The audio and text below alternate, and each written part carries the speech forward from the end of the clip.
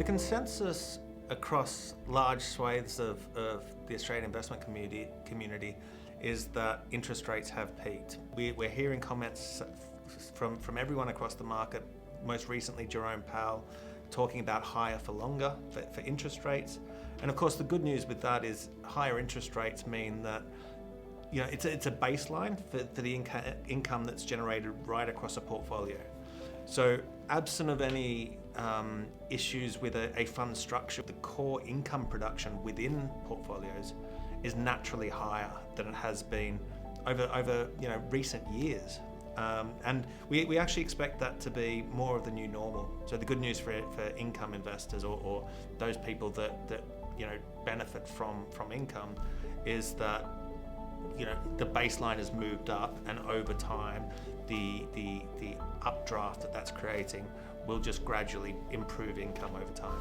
Broadly, the investment environment is far more conducive now for income production than it had been. Central banks are very strongly keyed into addressing the inflation problem. The interest rate level is a secondary consideration to that.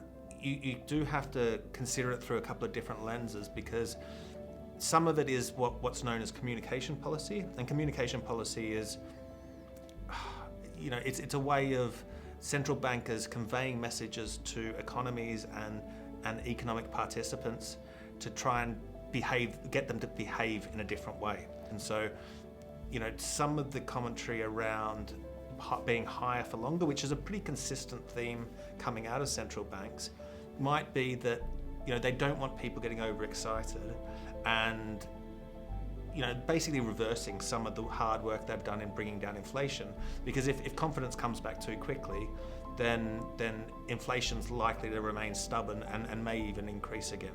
So I guess in some sense they may be saying that they are looking to stay higher for longer in an attempt to keep confidence within the economy managed.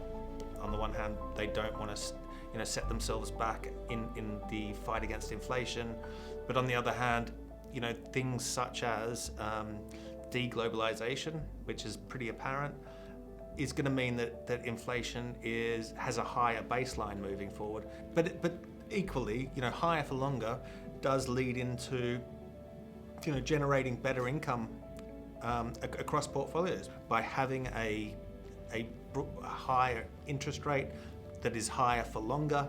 It likely suggests that income beneficiaries and those people who are tied in with income are going to be in a much better position on an ongoing basis. It's something that will certainly make it harder for central banks to get on top of inflation. It's inflationary by nature, and even if you strip out the explicit energy components of inflation, there are indirect impacts from that energy price that hit all other parts of the economy. In the medium term, it is possible that higher oil prices do strangle economies and therefore bring forward any recession. It may force the central banks to come in and forcefully cut rates to try and support the economy. So, I guess a risk to our income outlook would be that something like an oil spike forces the hand of central banks and effectively brings forward that inflation, that recession.